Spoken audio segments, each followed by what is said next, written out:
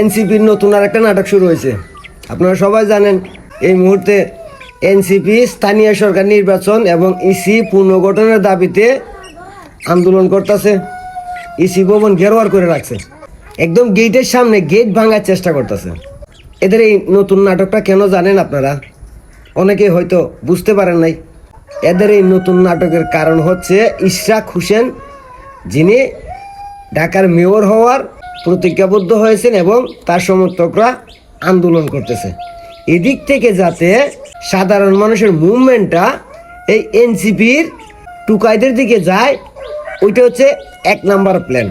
আর 2 number প্ল্যানটা হচ্ছে চট্টগ্রাম বন্দর নিয়ে যারা আন্দোলন করতেছে, যারা বলতেছে যে চট্টগ্রাম বন্দর আমরা বিদেশিদের হাতে দিব না, ওইটা নিয়ে কিন্তু চট্টগ্রামও আন্দোলন হচ্ছে।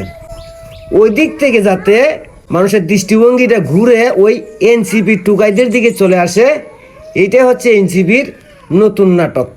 তো আমি আপনাদের বলবো, এই এনসিপি টুকাইদের নাটকের দিকে নজর না দিয়ে ইশরাকের দিকে নজর দেন, আর চট্টগ্রামের বন্দরের দিকে নজর দেন।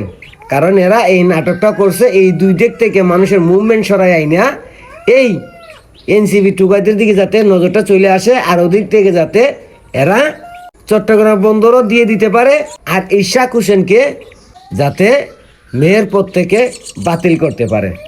এটা হচ্ছে এই এনসিপির নতুন নাটক।